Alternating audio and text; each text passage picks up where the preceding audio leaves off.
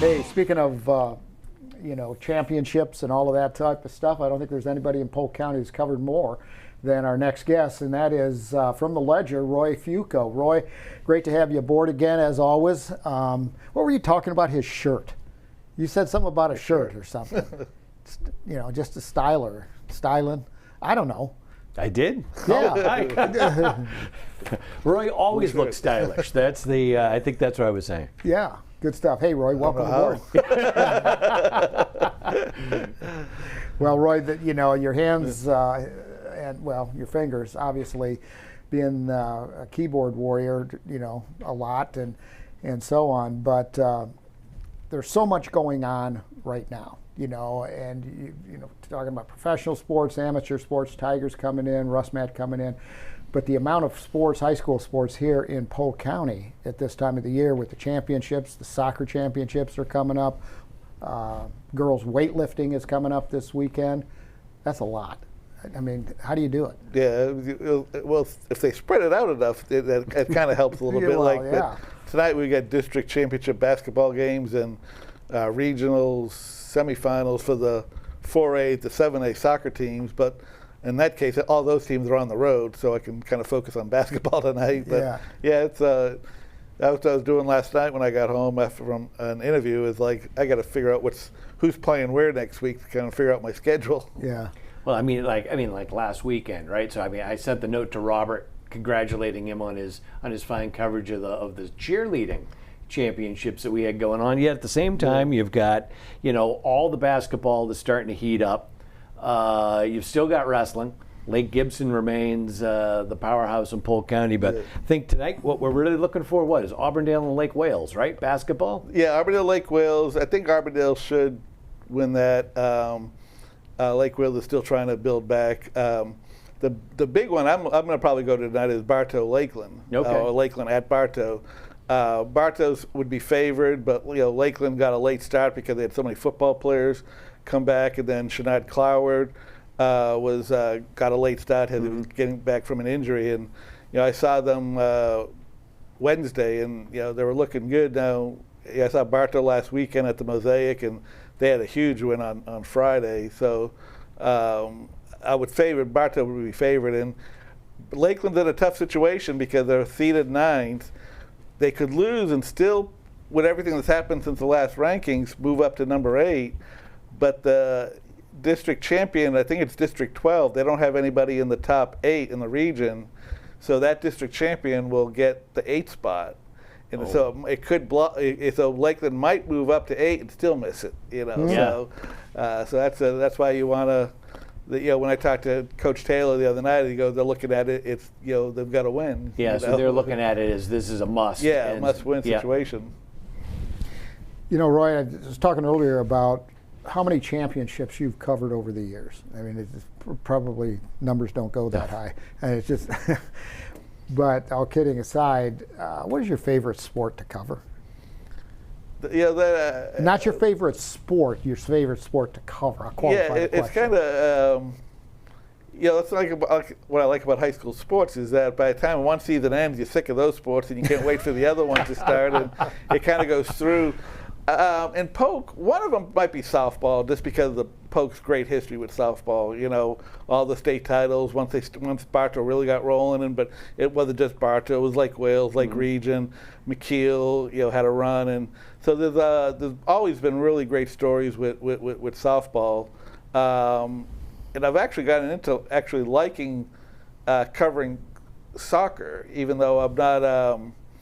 I won't sit down and watch it. I'll watch the Women's World Cup because they've always been good. But especially since I started, doing my own photography for a lot of it, I actually kind of don't mind it because there's always a lot of action. So it's that. But then the football and basketball still, when Polk teams are really good there, I mean, it doesn't really get any better than those two sports.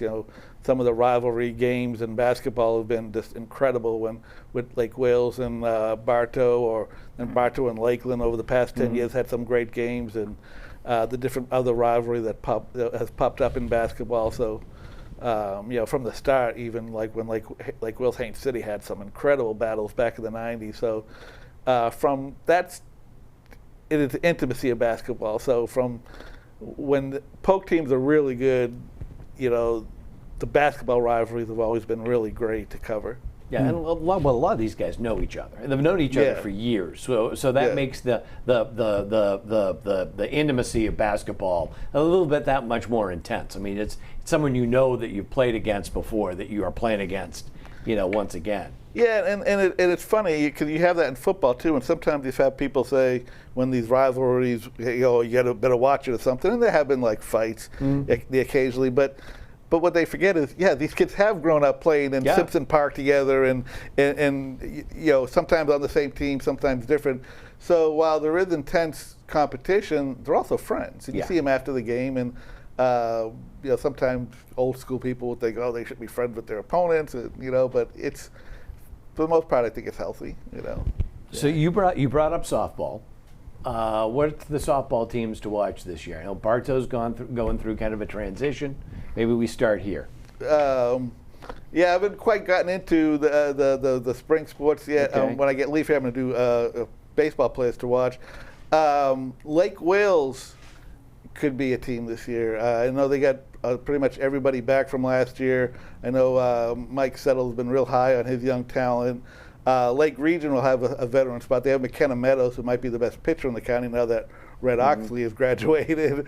And you can't, you never discount, Bartow. So probably starting off with those three teams, no particular order, and then we'll see kind of who grows from there. Some of the other, some other schools had some kids graduated. So it'd be kind of interesting if anybody else emerges, like Jenkins. Jenkins should still be really good because they return a lot, but they lose a big bat in the lineup in Peyton Spears, who graduated. So, they'll be interesting to see how they kind of develop. Quick question. You mentioned soccer a little bit earlier, which sort of tickled my memory a little. And there's and I think you know about it, but you may not.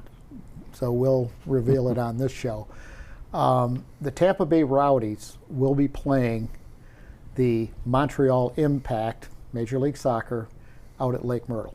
Yeah, I saw that you saw yesterday, actually. Yeah, I saw that. That's what it was. What Montreal Impact and the Rowdies. Montreal FC. When was that? What's one of the dates? Yeah, when are they playing? February 15th, a week from tomorrow. Yeah, that's. I saw that. I think I might like to go to that, but that'll be. I'll be out at the state weightlifting all day for the girls. That's next weekend. Okay. Well, you got to make sure you check that out, because if you've never had the opportunity to see a Major League Soccer team play, and of course the Rowdies are in the next division below, you're going to see a clash of titans here, if you will. And there's a lot of people in this county fired up about having Major League Soccer right here in Lakeland, or actually, excuse me, in Auburndale at the Lake Myrtle Soccer Complex, presented by Orlando Health. Yep. And the Orlando Health Stadium. So we're real fired up. So maybe you can sneak away a little bit to check out the action. We'll even put you front and center, wherever you want to be. Well, if I go, I probably want to take some pictures. But yeah, I mean, it's I covered a lower level professional thing when I was in college before the rules changed, and that was the most boring event I ever covered, because in the second half they were kicking it back to the keeper all the time. Yeah, to waste time, and so that rules change, was great for the sport, because it gave me a bad initial taste of soccer. But following the women's team because of Michelle Akers went to my college, UCF, I kind of really kind of got me a more positive look at soccer since then. I've been there back when the Rowdies were in Tampa. I remember covering a game, and it was just basically just midfielders kicking it back and forth for the whole hour and a half. Rowdies of the 80s with Rodney Marsh and them were a lot of fun. Good teams. It was a lot of fun. Roy, thanks so much. One final and very quick question. Who's your favorite in the Super Bowl? I'm a root for the Eagles, but I think the Chiefs are going to win. Do you? I don't know. I'm kind of tossed, because the Eagles, of course, they beat the Packers, but it was a tight game, and their defense I think is good. If their defense is on, they'll stop Mahomes. If it's a little off, anybody's game. Yeah. So we'll have to wait and see. Anyway, thank you so much for joining us. It's always a pleasure to see you coming in, put a big smile on my face, and so many insights. Roy Fuoco from the Ledger, and thank you to the Ledger for allowing him the time to come on over and pay us a visit. Yeah.